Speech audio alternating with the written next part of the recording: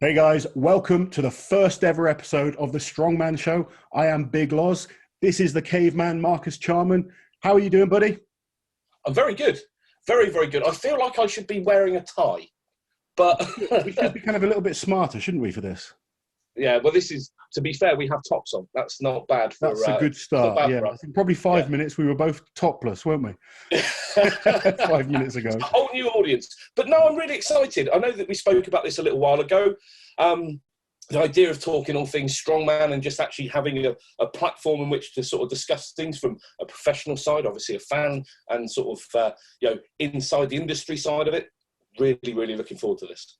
Yeah, we've been wanting to do this for a while, and I kind of feel Strongman needs this. We need something where fans can enjoy a weekly episode talking about the things they love. We're going to focus on competition results. Obviously, this weekend there's been a number of things going on, so it's a nice, easy one. But we're going to look at athlete profiles. Marcus is going to bring us a lot of the kind of up-and-coming athletes and contests and people to look out for. We're going to do giveaways, and we're going to once a month try and do like a live show as well, where you guys can just fire in your questions, ask us anything at all, and we'll just discuss things, anything strongman related. But it's going to be fun. No holds barred. Yeah, we're going to try and keep these to under. We're going to try and keep these to under an hour because you and me can talk, especially you. No, that is true. I try with the Talking Strongman to sit back and let people talk now, but sometimes I'm going to have to get in and stop you. We might have to set up like a 5-minute timer for. I've been practicing for an endurance event, so we're golden on that one. Anyway, let's get straight into it. We're going to obviously talk about Europe's Strongest Man this weekend. That's the first contest, first big contest we have seen put on since, I guess, the Arnold's, which was put on behind closed doors. Yeah. This as well was put on behind closed doors. It's been a very, very strange year, and we all know, we don't need to talk about that side of things. We know it's been a strange year. Europe's Strongest Man. All right, I'm going to give them a pass on calling it Europe's Strongest Man this year because, we don't even know, there's a lot of guys pulling out of worlds already. It's a very strange year. A lot of people either are injured, they can't travel. There's, many situations that are causing comps to, I guess, be weaker than we'd like in terms of getting the big names there. Disruption. It's a disruption. Obviously, we know, there's you've already put a video out, kind of explaining to a point why this has been termed the way that it has. I think for the most part, we can just term it a Giants live show. I think for television purposes and obviously for the sake of capturing a slot on television to ensure that the next one happens, it has to come with a title. It is what it is. We're in a compromised position, but the main thing is they managed to accrue a number of athletes, put them in a venue, and away you go. Competing's competing.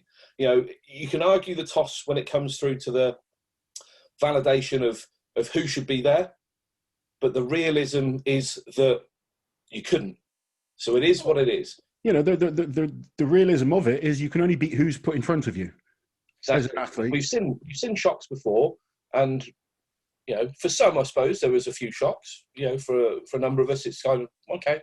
It's nice to actually see these people, get a little bit of a go, and I think it gives us a few answers to questions that have always been out there, but it also opens the door, I think, for being able to maybe look at blooding a few more people because. It's not about how statically strong you are. It's not about how impressive you can look in a gym. Competition is one thing above and beyond everything else. And that's why it's great to see some live action again. Yeah. You can sit back beforehand and discuss things, and you and me have done that many times. All of us as fans, we like to give our opinion, but until everyone gets in that arena and competes and copes with the elements, copes with the pressure of being under competition, you do not know what's going to happen. Yeah. And we saw that straight away with the log lift. First event, a lot of guys underperforming on what they have been talking about or what we've seen them doing in the gym. Graham Hicks, I think, performing exceptionally well, hitting a British record with 220 kilos. He went for the world record. Now, I spoke to Hicksy last night. So a little bit of inside information. Hicksy was telling me he went in there confident that he was going to break the record. But obviously, he's been training indoors.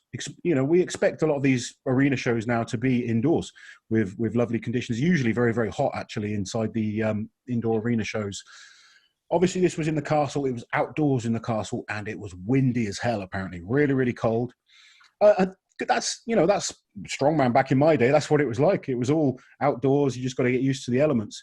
But it was very very cold. Apparently, he felt really good on the 220.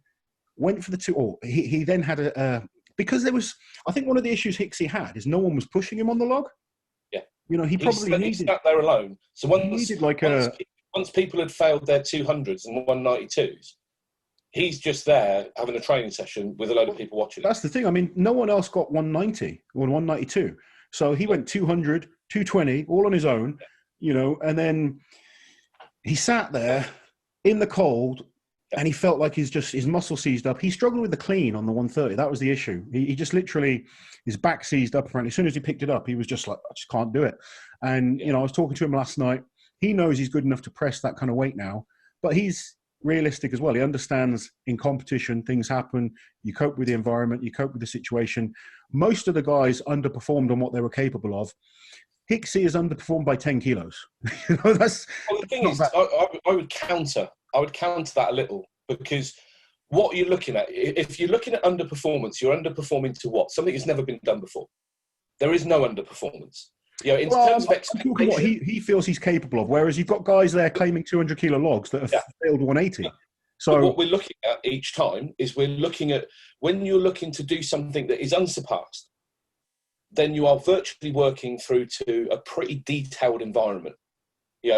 Throwing in if you suddenly take some of the best lifts that have ever happened and then you suddenly put them in the middle of a bloody, -2 hurricane, you're going to expect a different result. And whilst it wasn't as extreme, it doesn't take too much to negate some of the positives that you have when you come in. Being warm, getting your tempo, getting your rhythm. We know just under filming itself that can throw you out of sync. Well, just talking to him last night, he just said, I didn't get my food right. I was just trying to focus on drinking. He wasn't kind of getting any nutrients into his body. Long day of competing. I'm not trying to make excuses for Hicksy because he's a great player. He'll be the first to congratulate the guys that won. But I feel static wise, I think he's one of the strongest men on the planet right now. And I was talking to him again last night about going to Worlds. I don't think he needs to get any stronger. No. He needs to focus on being as well prepared as he possibly can. And I actually think if he is well prepared, the environment is the thing that you have to adapt to. We saw that with some of the bigger guys last year. The moment you put them on sand, being 200 kilos and trying to run on sand, actually running with an implement isn't the hardest thing. It's running without an implement. I mean, it's one thing when I guess I've got that experience. I've competed in 40 degrees blistering heat. I've competed in -30 degrees in Lapland where your nostrils hairs are freezing. It's very, very different to nice, perfect conditions. When we all go to the gym, we train for about an hour and a half, 2 hours, whatever it might be. You go through your normal routine. When you're at a competition, everything's thrown out. And that is the difference, I guess, between, this is the first time we've seen guys back in competition, and it's what we all crave. I've loved the World Ultimate Strongman Feats of Strength, and I'm looking forward to the next series because it gives us something to focus on. It gives the guys something to focus on. But competition is what we train for. It's where that kind of excitement comes in, and the element of competition always brings up surprises. I think throwing a bit of perspective into it, when you look at what everyone else did and the way that he manhandled 220 and very little leg drive, basically strict pressed it, and the comfort and control of holding now is just, it's not a case now of where you look and say, right, okay, it's, maybe another little bit of a routine work through, maybe 6 to 8 weeks and you're going to be done. No, it's there. It genuinely is there. Under good conditions, don't have to be perfect, because I don't think he's at the point now where he needs to be almost Palomino horse to it. You're talking a Shire horse. This boy will get the job done. I just think that you take into account exactly what happened. I think anyone that's played sports, when you go through to a certain bit and you're subbed off or you've just got a bit of a break in play, the moment the cold hits you, and the issue that you have, especially with the bigger bodies, of where you're looking, and we said, Graham's into sort of like the 160 category. He's a big boy. There is a huge gulf between where your heart and your blood starts from, and the extremities of where you've got to go to warm something like that. There's hindsight and all that, maybe put a rugby shell suit on, like a sub suit, keep yourself warm. But this is the Brian Shaw effect. This is the devil's Hicksy on the phone to me yesterday even said, like, Colin Bryce was offering him like blankets and stuff like that. He just thought he didn't need it. Yeah. In hindsight, probably taking that as an option, but we learn from our mistakes. Yeah, and it's not a bad day at the office when you can basically press 220 and still take a British record. Yeah, exactly. First time in competition he's lifted that kind of weight, and in those conditions as well. He failed that weight in perfect conditions the year before. So it shows the I think an honourable mention has to go to some of the young lads that stepped in. We know them because they've trained in and around us. You've coached two of these guys. But I think especially with young Jack, being able to, he has made that his own as a junior event, but he's in the realms now where he can happily stand sort of shoulder to shoulder with people and press effectively. I'm not going to call him a one-trick pony because at his level, he's good, he's adaptable. Everyone has weak events, everyone has strong events. I think, but to actually step in, stand on that platform and actually deliver is very, very good. So I'm impressed to see that. I was over the moon for Jack and for Alex, to be honest. I mean, both of them massively out of their depth. Let's not beat around the bush. And just so everyone understands, they're there because they're representing different countries. They're taking the card that they've been given. That card of their dual nationality. You're in a situation where we're struggling to get anyone to compete. There's already too many English guys competing. They've had to look down the list. Both of them have overperformed. I mean, a year ago, Alex would have been failing a 150 log. Now he's gone and smashed a 180 log against some of the best guys in the country, some of the best guys in the world, beating some big names. Alex beat, Adam Bishop on the log. That's pretty awesome. He beat, Mark Felix, Terry Hollins. And we know that Jack's really good at the log. Jack is the British junior record holder. I'm convinced within 6 months' time he's going to go over 200 kilos on the log. He will take the world record, I think. Both of them need to bring up their whole game, but this is going to be a great opportunity. Hopefully, motivate them to go away from it, learn, be inspired by seeing some of these top level athletes, and maybe in 2-3 years' time, these guys are going to be contenders. Yeah. So the runners and riders for the next events. Because we have front hold after this, didn't we? Front hold was next. Well, yeah. I mean, we've just talked about the log, and obviously Hicksy was the big name. Aaron Page actually probably underperforming on the log. Spoke to him yesterday again. Good all-round performance actually by Aaron, but he felt like a couple of events he just messed up a little bit. So I really genuinely expected him to be pushing Hicksy, to be quite honest, but conditions got the better of him. And Aaron is a very technical log lifter, whereas Hicksy's got that brute strength, and that brute strength probably is why he can get closer to his 100% sort of effort in any conditions, whereas Aaron would need more of those perfect conditions, I believe. But yeah, let's move on to the whole competition, because I mean, without going into every event, let's talk about, this was always going to be a battle with the guys pulling out. Obviously Lalas couldn't turn up. Luke Stoltman, we'll talk about him later. But yeah, he obviously wasn't there. It was always going to come down to Luke Richardson and Adam Bishop in this show. Yeah, I think they were. And it doesn't surprise me in the slightest. I was still, training with you when we speaking about him, and the years before when first sort of mentioned him as like this, as I call him, a tubby powerlifter. But this adaptability, and it was just this sort of mindset towards it. You've mentioned before that his, walk through into OSG for Europe's was a complete immersion into the sport, because all of a sudden you got a high from doing well on something you're good at, and then you realise, do you know what, I can be as strong as I am, but I'm not very good. You are designed by your events and how much effort and application you put into them. And I think it's testament to his training and his attitude, of which now validates, I think, a lot of the comments from those people that have been close to him that said, look, you really do need to watch this guy, because, this isn't the great white hope. This is genuinely someone that has something above and beyond what very, very talented people have seen before, with a little cherry on top. And I think, I think in our previous show when we spoke, just said, look, this is probably the one, regardless of who's around him, but I think this is the one where people will actually sit now and go, I actually see what all the hype is about. And he delivered. Without question. I mean, as we said at the start, you can only beat who's in front of you. Yep.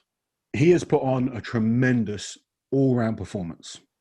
Consistency on every single event. And let's remember, this was a 9-event competition. Yeah. Hats off to the Giants Live for making that happen, because I'm one that always says, you want to decide one of the best in the world, 5 events isn't enough. So fair play to them for putting on, such a with varied events and a few different events as well thrown in there. But he has performed consistently.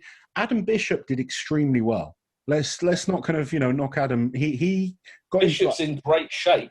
Day one, I thought Luke had it. He was running away with it. Yeah.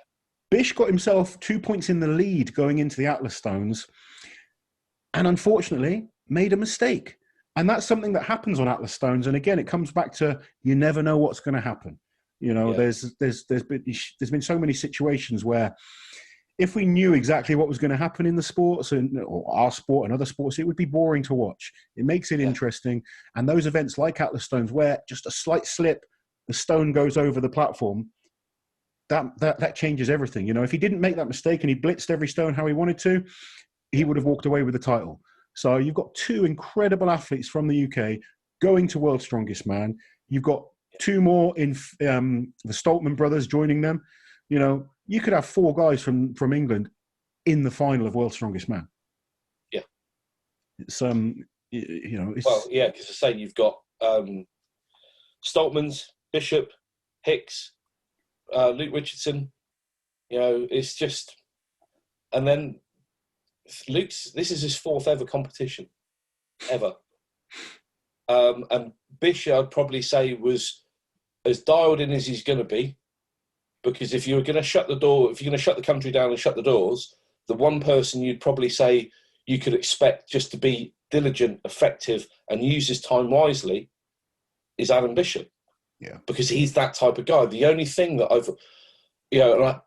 know that this is probably putting a little bit of a target on my back for sort of highlighting it, but he's prone to mistakes. He is prone to mistakes. And I don't think that's anything other than his own self-expectation. I think it would be lovely just to see someone just back him down a notch, because I think him just easing off a touch, like you said, he's very dialed in. He's very, very detailed on what he does. But I think just a tiny little bit of calm to actually just trust yourself. Know you're good. Not think you're good. It's one of those situations. Maybe, it's easy in hindsight to look back and say, 2 points in the lead going into the Stones. Mm-hmm. You're a decent stone lifter. Take your foot off the gas a bit and just do a safe run. It's easy. Oh, no, I don't believe that. I think it's more a state of mind. I think it's the self-pressure. I've seen lots of people, march up and down. I've seen lots of people get ready for event after event. But there's just sometimes you see, he looks like he beats himself up at the times. And I think it's a shame, because, if he truly saw what a lot of us all see, just trust yourself, because you're very, very good. It's difficult. I don't necessarily agree, to be honest. I think he's definitely made mistakes in the past, but who hasn't? Every single athlete has made mistakes. And sometimes in competition, and I mean, what I was trying to say there is maybe he could have taken his foot off the gas a little bit in that situation. But 9 times out of 10, in elite level contests, you take that risk. And sometimes it'll pay off and sometimes it doesn't. And we're in if he goes to World's Strongest Man and he pulls his foot off the gas, he'll get beat. Yeah. Whereas that risk may pay off, it may not. I never see Bish as the most talented guy out there. You look at someone like Kilias Koski and you just think, damn, that guy's, gifted. Yeah. Bish isn't that guy. He's the guy that's grafted year after year, progressed time and time again. And, I kind of see myself like that. And sometimes when you're that athlete, you have to take that risk. And sometimes it pays off. And if you look through my career, there's been times where it paid off. I won some big major titles. I beat some amazing guys. But there's been times where it didn't pay off as well. And I just think Bish is in that situation. He's not the, Thor Bjornsson, the Brian Shaw, who's been, he's got the physique and the frame, and he just got those natural attributes straight away. He is the man that's looked at his body and figured out how to get the best out of it. And I feel sometimes we're all a bit too harsh on him. I'm not saying that to take anything away from him. He's an amazing strongman. He's had a great year and probably should have won this competition. But he made a small mistake. It's not to say if he did the same run again, it would have been a completely different outcome. But isn't that the difference between, a champion and not at times? You say that, but how many champions can you look back at and they had that mistake and then suddenly they got over crossed over the line? Zydrunas was Mr. Second for years and years and years. Yeah. You can't. It's a real hard one. I can look at many sports and I've seen like the guys that become some of the best of all time, and for a while they were missing out. Yeah. He's got a good experience now. I don't think it's going to affect him mentally. I think he'll take the positives, he'll move on, and I expect a big performance from Adam at World's Strongest Man this year. Anyway, it has been nice to see that evolution because, he was almost cursed at one particular point. A couple of years ago with injuries and then mistakes and stuff like that. But it shows never give up, keep driving hard. No. That's to say, if you want to cross the line, you just got to be in the race. Lesser men would have given up way, a long time ago. And he's now legitimately one of the top guys in the world. Yeah. Anyway, I want to move away from Europe. I mean, we can. I know you want to discuss a couple of things about Europe, so I'm going to let you. I don't want to talk about the athletes. We know there's a lot of videos out there. If you guys go and check out Official Strongman now, they've got some videos up. But obviously, both of us, and I think fans in general, are disappointed this wasn't live streamed. Yeah, especially with the opportunity to do it. We know that clips can come up a few minutes later, even if it's not the case of logistically it's possible to live stream it, but it's going to be recorded. Things can go out of an evening. If you're able to do it for a minute, you're able to do it for an hour. I think with the services available and the people that have signed up would normally have a live stream. For a normal Giants live show. I think it's a shame that it's not been available to them.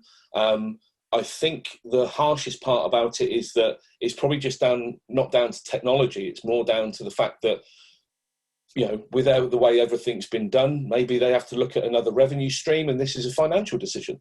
Mm-hmm. But it's a shame, really, that it's the fans that end up bearing the cost of that. If it's a case of monetizing things and driving people through YouTube to get snippets.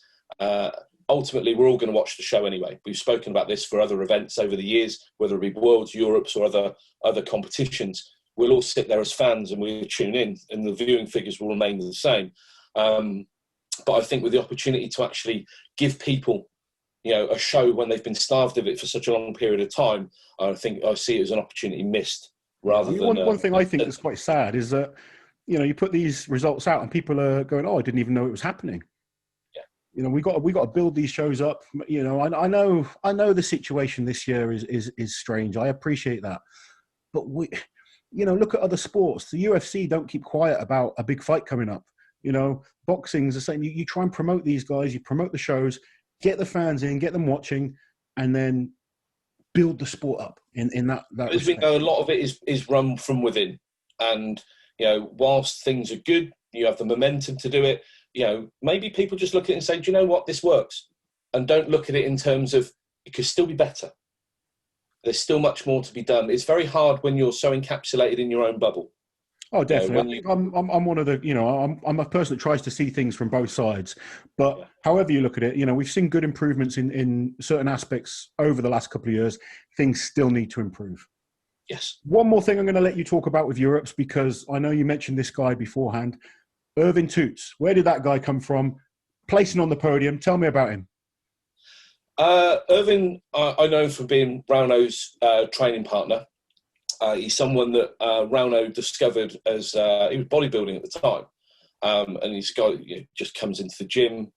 I suppose when you're in these places, much like the boys out in Ireland, so on and so forth, there's very, very few people that you can train with. So you're always scouting. You've done the same yourself. Looking for training partners, but the guy comes in pulling 300 for fun. He's a decent physique, but I think the thing with Irvin as well, like a lot of people that find the sport post either a powerlifting, bodybuilding, or other forms of competition, is it just has a draw to it. It's a very fair sort of sense of achievement when you go through, and I think that was him hooked. He's been a guy that the Champions League have picked up. I believe he's been almost like on the MVP level. He showed great promise. And one of the things that I quite like, and this is the bit that I've always been a champion of, is that we have a regurgitation of the bigger names because we don't know that they draw them in, and we get drawn towards these headline figures all the time. But one of the things that is, often allowed to sort of pass us by until you explain it, whether you've competed or you coach, is that Strongman isn't about one event. Strongman is about what you are as a character, what you're capable of doing, both heart, and your body physically. And you've got these guys dotted around the countries which have a fantastic application. Irvin's one of them. He's got good numbers. None of them are headline. But again, this is a guy that's carried an injury, come in exceptionally late, but he's professional and diligent. But what he is he's a strong man. Proper. I think I think recently we've got obsessed with one lift or records, whereas being a good all-round strongman goes a long way when it comes to competition. And there's a lot of guys out there, they don't excel at anything. So it's hard to see them. You don't get that. You don't get those kind of videos that go viral of these people because they're not doing anything that's groundbreakingly like close to world record level. Yeah. But you throw them in a contest, and every event they're picking up big points, and that's exactly what Irvin did this weekend. Yeah. Good solid performance, good consistency, performed well on every single event, ended up on the podium. Yeah, and you're talking a guy as well with carrying what he's carrying. He's running at 70% at best, and you just was it you telling me he came in with an injury? Yeah, a lot of the guys will tell you as well. Any more tape and any more neoprene, he might as well have just turned up in a wetsuit. Was he on Shivlikov level?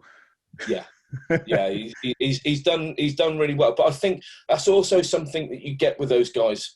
Kind of in the D category, not in terms of their talent levels and potential. It's just that I think a lot of people are just given up. We're just not going to get a look in. We're not going to get accepted. So we'll do our own thing. But when it comes through, and I just think, I love this. I love the fact that there are the guys out there. I've mentioned people before where, it's raised eyebrows when I've mentioned people like Kelvin de Ruyter, 6'9", 6'10". Okay, physically, apart from being an absolute monster, he's not honed. But what he is when it comes through, he'd dig in. He'd be a very good strongman. And I just like the idea that you can throw people like this into competition. He's a legitimate champion, Dutch champion, I think twice or three times. They'll surprise people because they're hungry. The best advice I can give to any of these guys that are sort of knocking on the door but sort of getting overlooked, I've been in that situation myself. Do not give up. Keep going. Your time will come. You've just got to keep being consistent, keep knocking on the door, keep showing people what you're capable of, keep going to contests.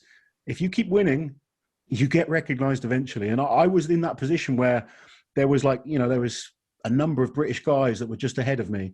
And I was beating some of these guys in lesser known comps, but you weren't getting the invites. You keep knocking on the door, keep being persistent, keep focused, you'll get your chances. We are all really a victim of our own success in the sense that there is only so much stage time. There are only so many spots. And whilst we can look and just, if we do kind of unfairly take giants, but also it's testament to what they've done is that they are the premier show. Yep. And it is falling into the category of being entertainment. And you look at the fact that what's going to put bums on seats. Without that, the whole thing sort of falls down. But at the same time, I don't think we can lose track of the fact that this is primarily and should be focused on as a sport. Sure. And that's where people that are exceptionally good and have that promise and potential do need blooding. And I think we've taken the eye off the ball for that. I admire people like the guys at Champions League. I know they run things very differently and it's a little bit of a conveyor belt and stuff. But do you know what? Maybe they do deserve a little bit more praise. Maybe they do deserve a little bit more sort of airtime from us to seek things out. Because in that pool of those guys, all the way from the B groups down to the F groups, what you're finding in there, you're finding some real gems. And as I say, you can pluck someone out like Irvin that has been flat out pushed himself. needs a little bit of downtime, and he can come in and he can put on a show, because ultimately it's the performance that counts. Sure. I mean, and he's got his chance. He's performed well, and now hopefully he'll go on and blossom. Well, he's going to Worlds. Awesome. So yeah, there's the reward. Enough Europe's Strongest Man. There's plenty of that out there on the internet. There's very little that know it was England's Strongest Man yesterday. Yep. A number of the lads competing as well. Some really, really good lads. Lads that have been at UK's, guys that have been on the periphery of it, and guys that have been at Giants as well, and people like Paul Smith. Paul Smith, I was just going to say, Paul Smith is an excellent strongman, and again, comes into that category of very good all round. Not exceptional at anything, but you throw him in a competition, he's going to do well. He's a hard worker, he's a grafter, and he's good. He's a good strongman. I will say one thing, though. He does have the best front hold I've ever seen. He's damn good at the front hold. You've got to give him much to the disappointment of a few people, but I had to throw that one in there just because it makes me laugh. Let's be honest, though. He does have, the shortest arms in the world. A trait is a trait, but he's he is brilliant. He's very diligent. He's someone that I've sent other people to because of the way he looks at biomechanics. He himself knows that shape-wise he's indifferent to other people, as we all are. Oh, if you stand up a bunch of men, you don't put Paul Smith as the guy you're going to pick out to win. But the kid has, for a number of years now, has proven himself, time and time again. Great to see him go and win this. Obviously, he's gone on to qualify for UK's Strongest Man. And he's going to be hard to beat. Yeah. Again, very rounded.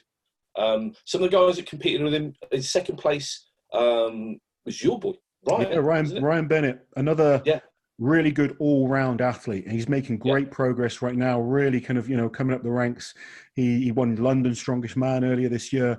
He's making awesome progress, on all of his lifts. And what I like about Ryan, again, he's focused on being the best strongman he can be. He's not focusing on, I want the biggest deadlift, I want the biggest log lift. He's focusing on being as good as he can all round. And he's got that, his deadlift's probably one of his weaker lifts, but we're smashing PBs, all year he's been improving that.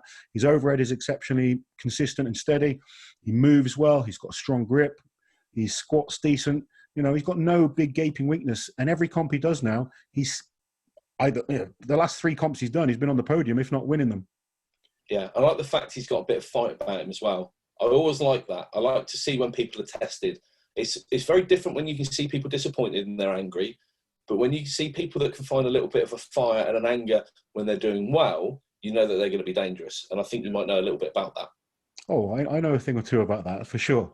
And it's great being in like a different position now with athletes, helping, trying to guide these guys in their careers. And obviously having that experience helps massively, because to a lot of these younger guys, it's all that matters.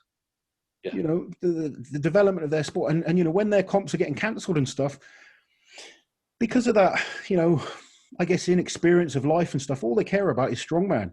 And they want to be as good as they can. And I remember being like that, being pissed off if a comp was cancelled or things were changed. Obviously, as you get older, you realise why these things happen. But it's then channeling that aggression to stay focused and my kind of, my go-to is always, it's time for you to get more experience now. You can get better in this time. I'm going to pick on third place as well, because I think Andrew Flying Flynn, definitely deserves a mention. Not for making the podium, getting third and getting back to UK's, but Andrew, like a lot of people, suffered back problems, was barely able to touch his toes, let alone pick up a deadlift bar, and that wasn't long back. I've watched his work. I've watched him go through some of the most frustrating and probably some of the most soul-crushing rehabilitation, 2 steps forward, 5 back, and he never once quit.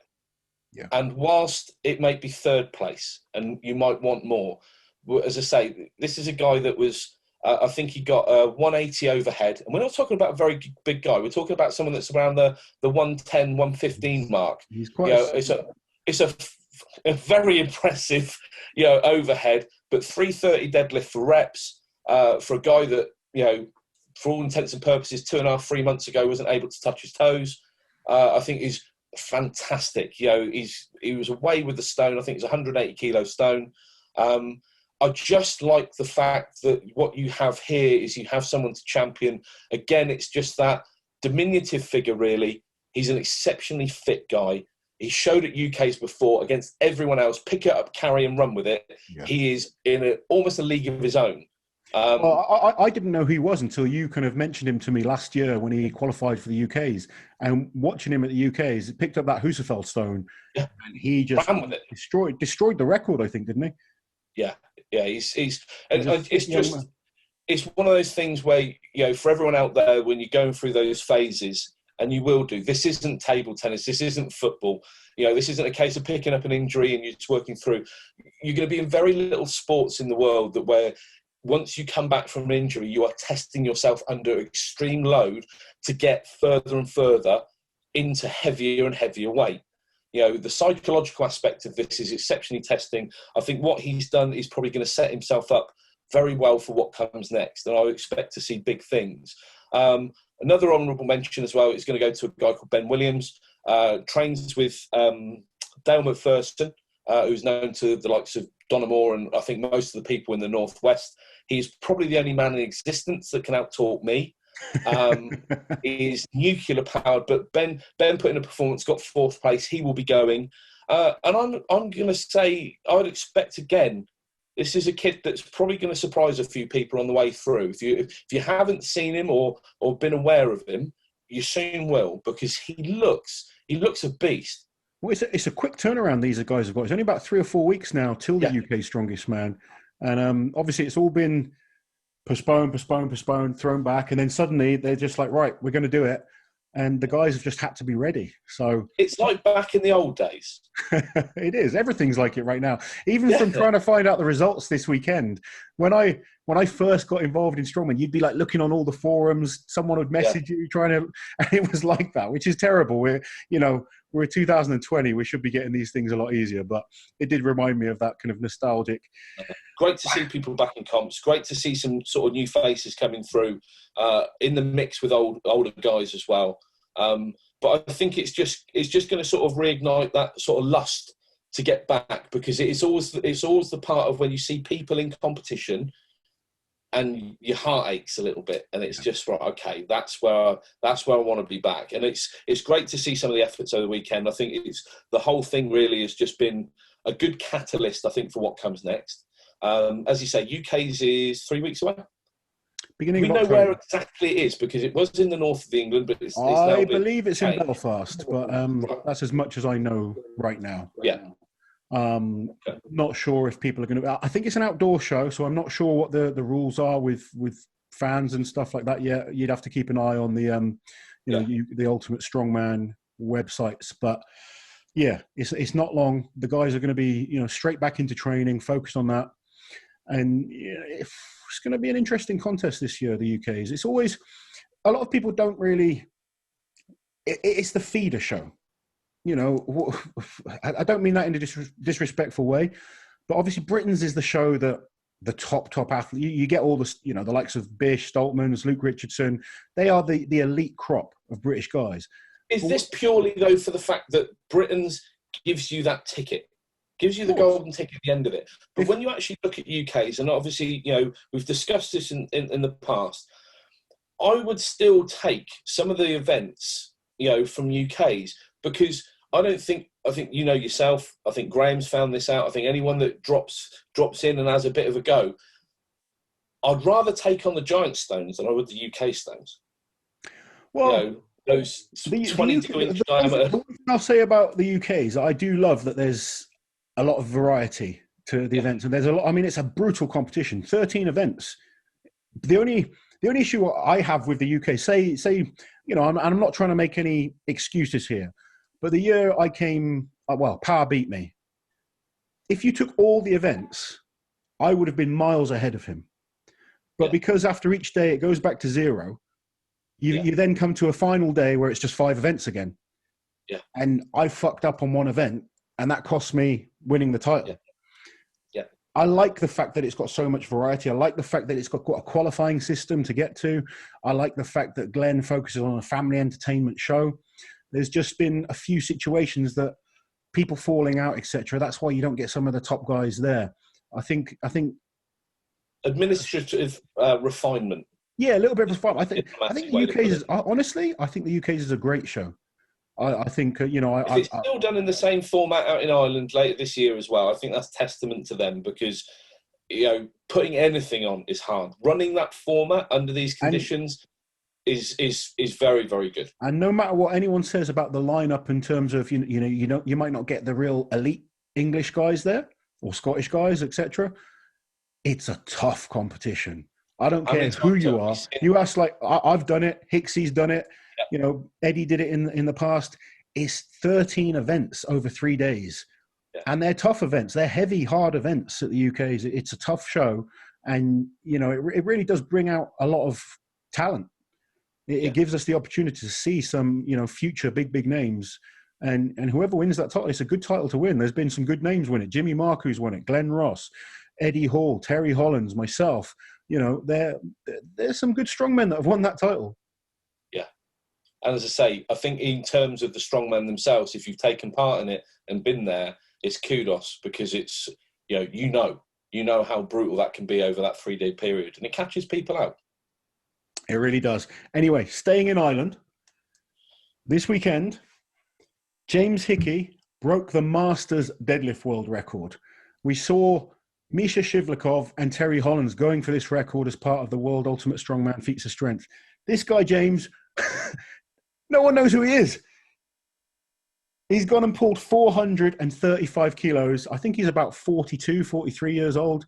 He may be older than that. I apologize for, if I got the age wrong, but 435 kilos. That's what I pulled at my prime. That was me at my best. And it's a hell of a lift as well. If you're going to pull a world record and make it look like it's probably your second attempt out of 3, with a Hail Mary to go, it's a hats off moment, because it really is an exceptionally impressive lift. It's well driven, it's quick off the ground, no real hitch to it, just a little bit of a leg pull and he's away. But brilliant lift. I really hope this guy gets an opportunity, to lift at a big stage, because that's twice now he's broken this record. Yeah. And, we all know, the big names get those opportunities. Sometimes, as we've said earlier, there's great talent out there that just need a chance. Well, hopefully, as I say, he gets back to us and there's a little spot and we can just go, and here he is.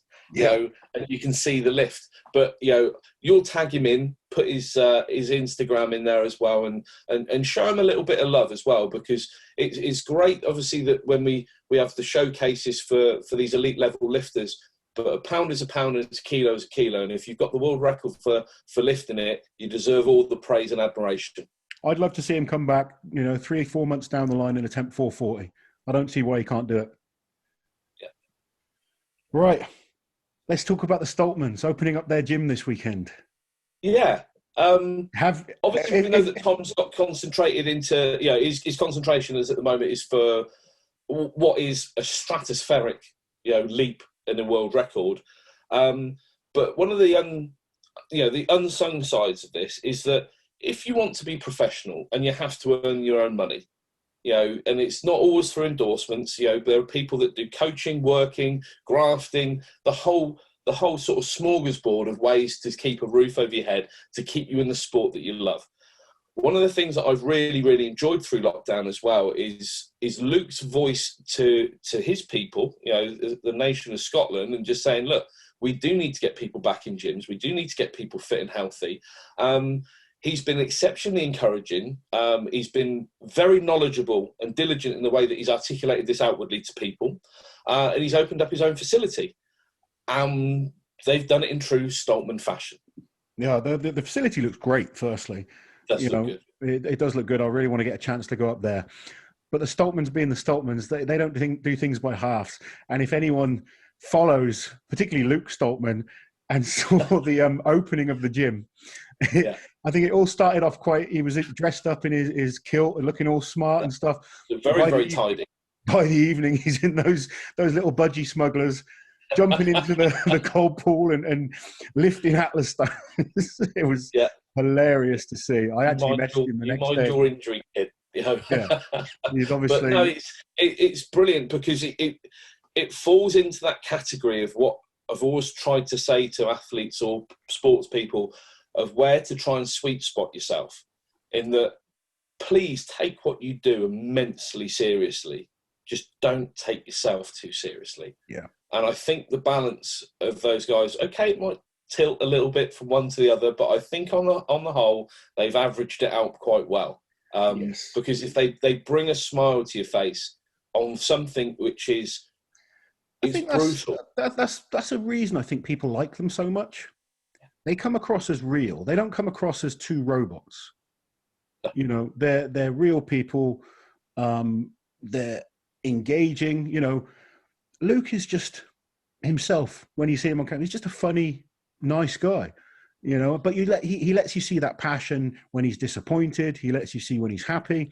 And I think the fact that we get to see that personality, and we're seeing it more with Tom now as well. At first, I think Tom's shyness, and, you know, we've spoken about his Asperger's, and, you know, I think he's coming out of his shell a bit more now, and he just looks like he lets you see the fun side of him, and people get behind that. They really do, rather than he's a big soft lad.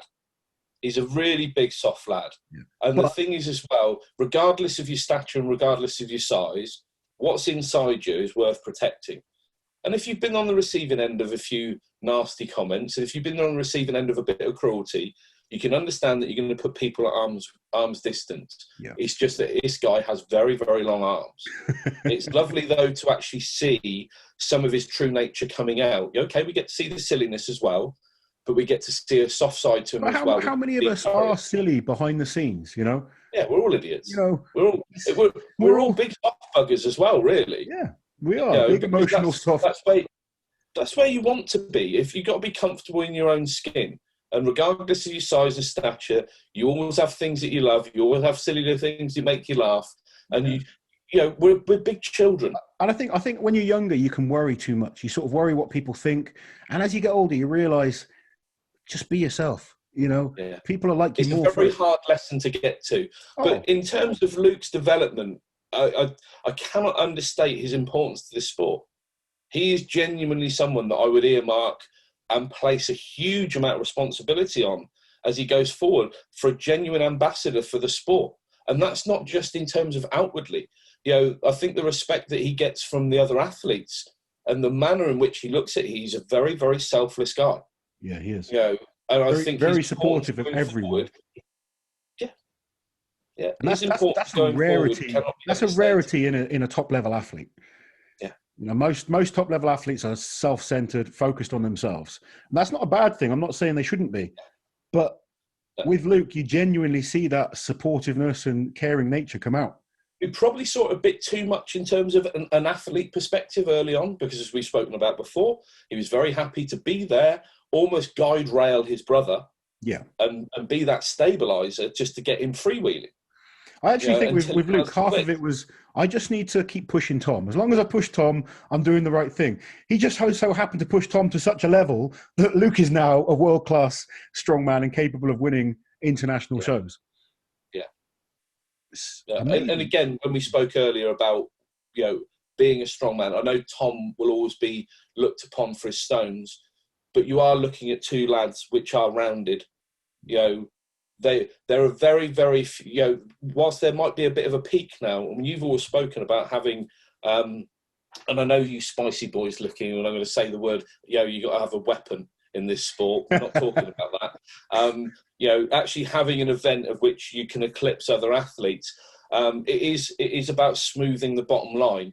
And we've done it brilliantly, but they've done it brilliantly over a number of years. And it is to say, that's where, you know, building into this, when we were talking about other athletes, that's where you look and just say, do you know what? I actually think the most dangerous person out there at the moment would be someone like a Luke Stoltman, because there are very few rough edges now.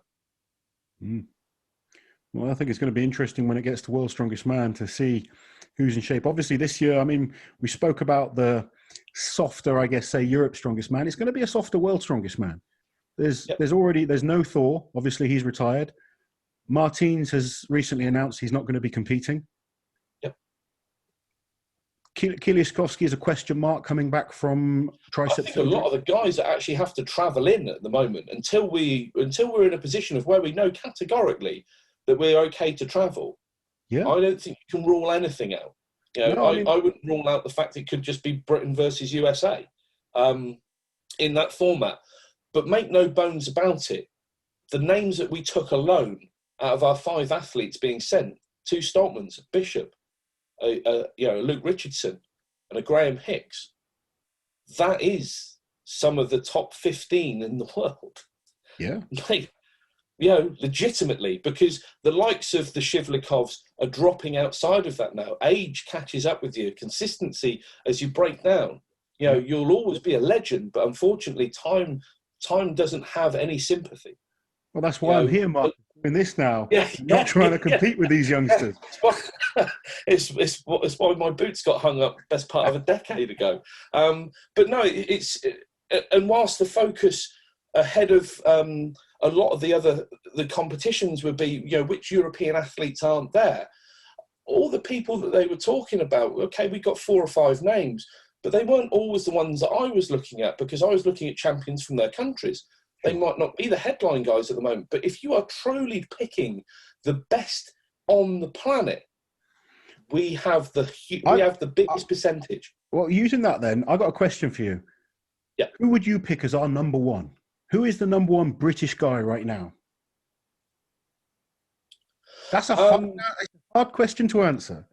If you're telling me to pick the person that has the right to be called it through competition at the moment, then we are sending Adam Bishop, because he is Britain's strongest man. I understand as well that by default, Graham Hicks goes out with some form of parity because he didn't attend Worlds when he was Britain's strongest man. But if you're asking me in terms of what goes out there as the biggest banker danger man, then I'm going to say it's Luke Stoltman. If you're asking me which goes out there as the biggest potential danger man, then it's Luke Richardson and Tom Stoltman. But the fact that you are going to have to nitpick and dissect everything to the umpteenth degree, we are in a privileged position where we can send 5 athletes out, whereas once before it's a little bit of hit and hope. We can sit back this year and with a little bit of luck for all these lads and champion them all the way, we could see one of our boys top of that podium and probably take another spot. And that's exactly, it's one of the things I love about Strongman, is that every competition's different. Yeah. So, I've said this for a number of years, I think all of them, Bish, Richardson, the Stoltmans and Hicksy, can all beat each other. Yeah. Depending. I love the fact that we have this, because I would love to see these guys once every 6 weeks train. Yeah. And push as a unit, and really, almost like an old changing room where you are picking holes in one another. It is a brutal existence, because, Bish will know this from rugby and stuff like that. When you're in those environments and when you play in there, no one's doing it to break you down. They're doing it to make you robust. They're making sure that by the time you go out there, you have trained harder than you'll ever play. Yeah. So when you stand shoulder to shoulder, we spoke about mind games, prior to this with someone like Vitalis, who will stand there, look, give a wry smile or something like that, and wipe 3 people out of competition. These guys will know when they go out there, they're that good.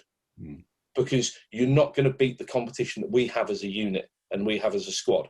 What they're doing for our sport right now, over the next couple of years, we'll be in the best position we've ever been in. And that's where everyone then can look. And I think that forward momentum drags others along. So we're looking at sweet spotting that.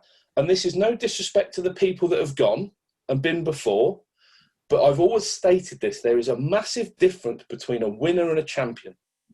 And what we have at the moment is the potential. We have people that champion the sport, but we have winners that can champion everything for us. They're being there for a long period of time.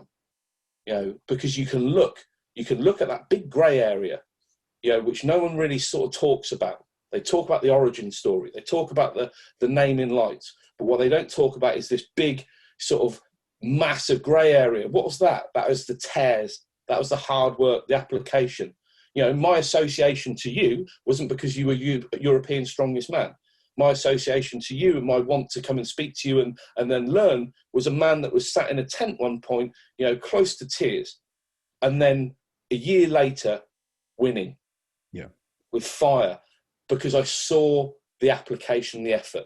That's the story that is often missed. And that's the story that people don't figure out because it's not pretty, but it is very real. And I think that's something we're trying to do now, is bring that real part of the athletes over to the fans now. Yeah. And, you know, like you say, I mean, I think the British strongman has improved so much since the sort of early 2000s. You had like Ollie Thompson, believe it or not, Mark Felix and Terry Hollands. You know, they were the guys that inspired me. Then I sort of came on the scene, guys like Jimmy Marku, there's a guy called Mark Westerby. And then, you know, we had guys that were going to Worlds, making the final. Eddie Hall came along. There's I think 2014, 3 of us were in the final of World's Strongest Man. First time ever. You got 3 Brits in the final. Last year, we had 3 Brits in the final. You know, we could have 4 or 5 Brits in the final soon. I wouldn't discredit what's gone before too much, purely for the fact that it's very sort of coy carp. You can only grow to your pool. You know, and what there is now, because I'll be honest, in terms of the way that it's brought forward and the marketing, the education about athletes and the sport and the events themselves, I wouldn't say is much more advanced. I would look at some of the events, I'd look at some of the shows and just say, do you know what, they're a bit formulaic, they're a bit, you know, copy and paste. You're talking about the show productions? Yeah, sometimes. Like the competitions themselves, you actually look at it, do you know what, without the athlete actually coming through as a marketable aspect of it, the actual show themselves aren't that great. Whereas if you go back to points of where you talk about people that are a character by nature, and maybe if they had Instagram back then, you know, probably not one of the greatest strongmen on a world level, but certainly a very, very good character for British is people like Bill Pittock, who'd stand there and entertain.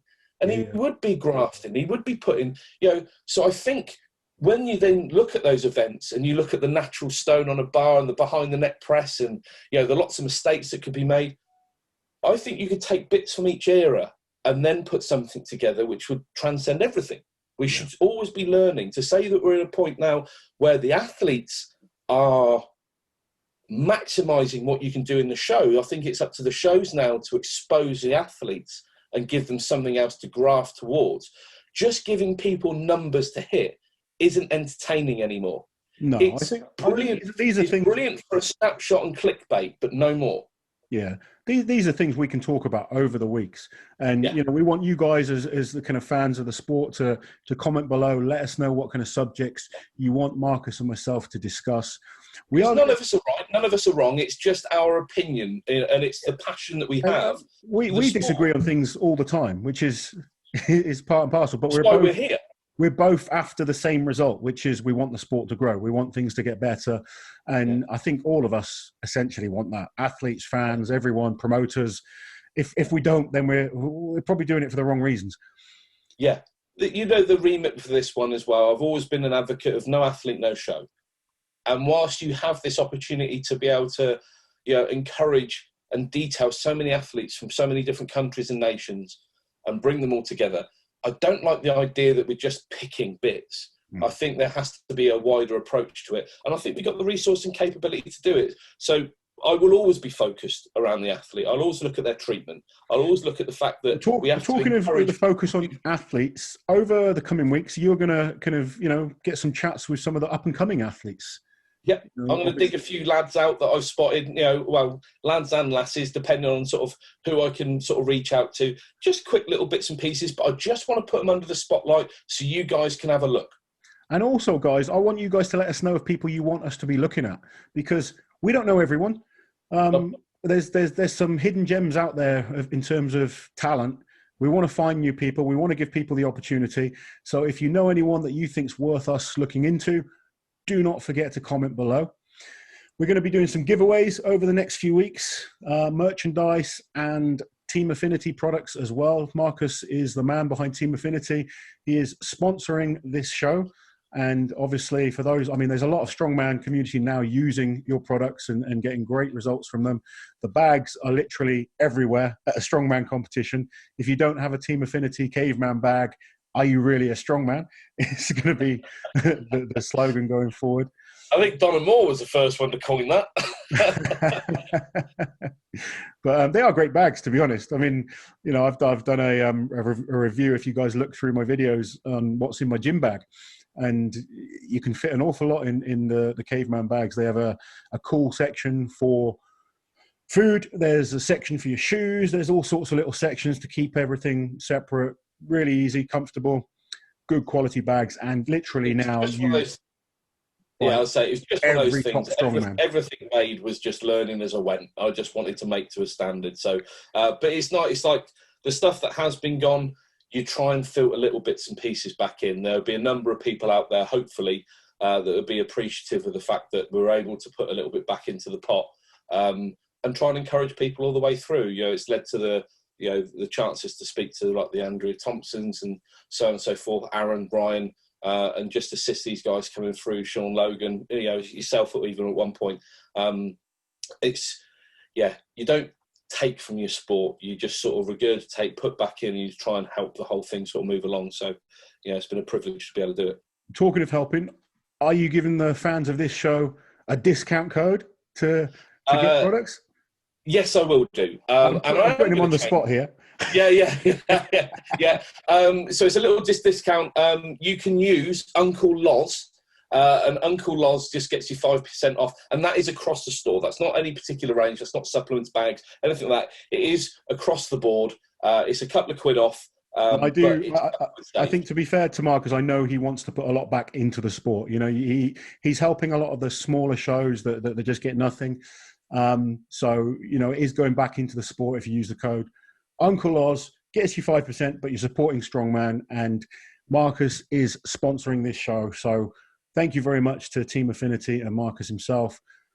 Guys, that's it for this week. We're going to be back every Monday. We're going to try and do a live show once a month where we allow you guys to ask all your questions. But remember, comment below. Let us know what you want to see, what you want to hear from us. And hopefully you all enjoyed show number 1. From myself, Uncle Oz, and the Caveman, we'll catch you next week. Take care. See you next week. Bye-bye.